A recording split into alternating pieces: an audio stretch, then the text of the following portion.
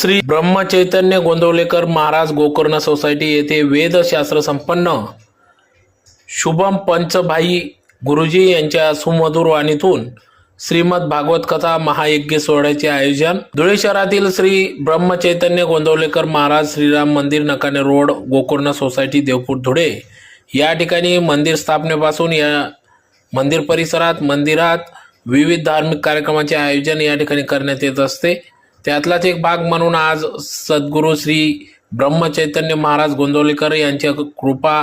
आशीर्वादाने गोंदवलेकर महाराज यांचे शिष्य तथा वेदशास्त्र संपन्न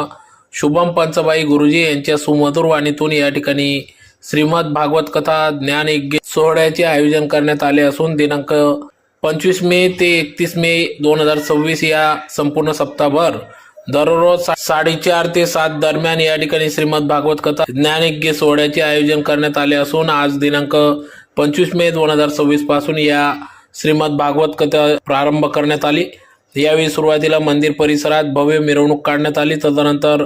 कथेस प्रारंभ करण्यात आला, तर सलग दुसऱ्या दिवशी 26 मे 2026 रोजी वराह अवतार, कपिल देवहूती संवाद,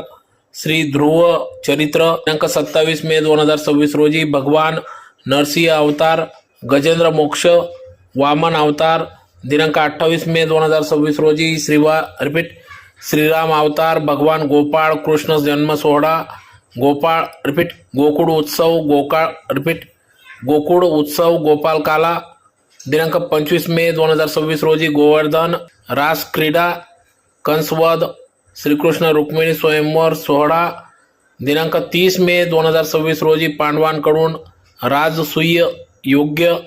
उद्धव गीता, सुदाम चरित्र व शेवटच्या दिवशी 31 मे 2026 रोजी सकाळी 8 ते 9 दरम्यान कथा निरूपण, भगवान गमन,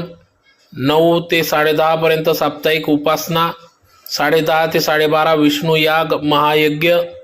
12:30 ते 1 दरम्यान श्री महाराजांना नैवेद्य व आरती, तदनंतर 1 ते 3 दरम्यान महाप्रसाद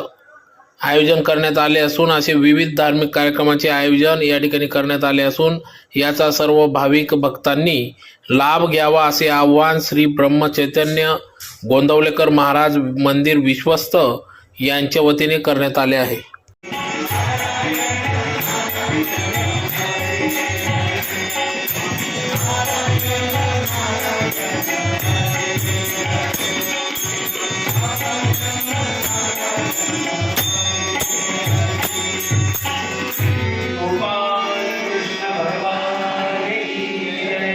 श्रीमद भागवत पुराण की जय, राधा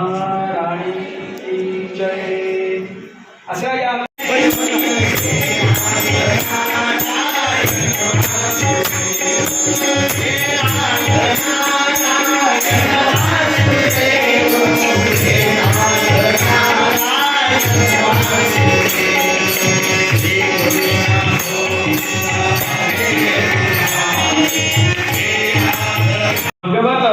श्रीमद भागवत पुराणाचं आपण जर पारायण केलं तर निश्चितच भक्तीला, ज्ञानाला आणि वैराग्याला भरपूर अशी चेतना मिळेल, आनंद निर्माण होईल व हे सर्वजण जागृत अवस्थेत तयार होतील। सनकादिक सांगतात, मग ही सिंहगर्जना जर आपण केलेलीच आहे तर मग हे श्रीमद भागवत पुराण आपणच आम्हाला सांगा अशी त्यांना प्रार्थना केली। मग हे श्रीमद भागवत करायचं तरी कुठे असा विचार चालू असताना सनकादिक म्हणाले,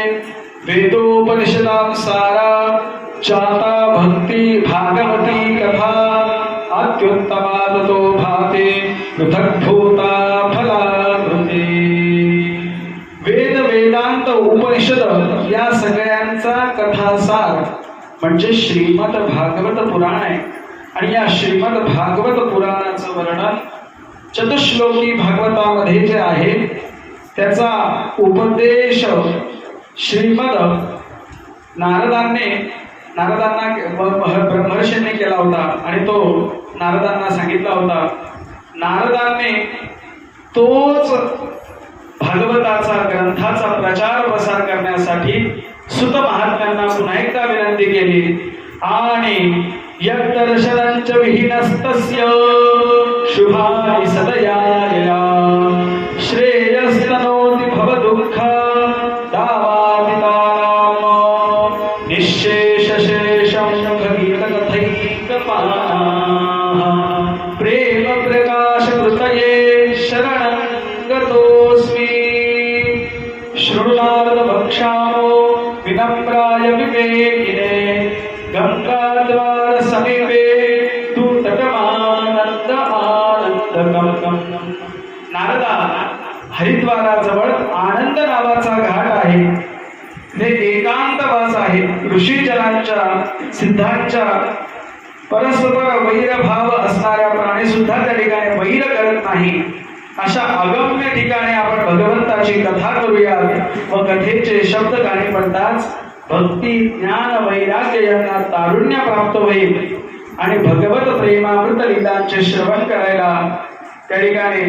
भूलोक देवलोक ब्रह्मलोक सगळीकडनं गर्दी होऊ लागली आणि सगळेजण भगवंताच्या या कथेच्या श्रवणासाठी येऊ लागले या कथेच्या श्रवणाला कोण कोण आलं भृग वसिष्ठ चवन गौतम देवल देवरात परशुराम विश्वामित्र शाकल मार्कंडेय दत्तात्रय पिप्पलाद योगेश्वर व्यास पाराशर छायाशुक जाज्जली जुहू इत्यादी सगळे ऋषी मुनी आपल्या पुत्र शिष्य पत्नी समवेत त्या ठिकाणी भागवत श्रवणाला आले आजपासून श्री महाराजांच्या मंदिरात ब्रह्मचैतन्य गोंदवलेकर महाराज गोकर्ण सोसायटी या ठिकाणी वेदशास्त्र संपन्न शुभम पंचभाई गुरुजी यांच्या मुखारविंदातून भागवत कथा प्रारंभ झालेली आहे आणि त्याचा आज प्रारंभ मिरवणुकीने झाला आहे. मिरवणूक झाल्यानंतर त्यांनी प्रथम अध्यायापासून सुरुवात केलेली आहे. भागवत कथा ही काय काय आपल्याला देते याची ते आपल्याला माहिती देत आहेत. हा कार्यक्रम आपला 7 दिवस आहे. 7 दिवसात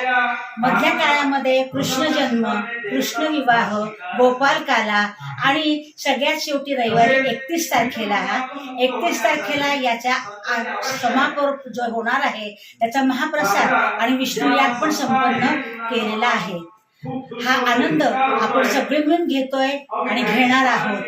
खूप सुंदर असं कथेचं श्रवण आपण करायचं आहे कारण हा अधिकस्य अधिक पुण्य देणारा अधिक महिना आणि त्यात चाललेलं हे भागवत कथेचं अनुपम सौम्य सोहळ्याचं आनंद घेण्याचं सुख आपल्याला आपल्या महाराजांनी दिलेलं आहे आणि ते महाराज आपल्या शिष्याकडनंच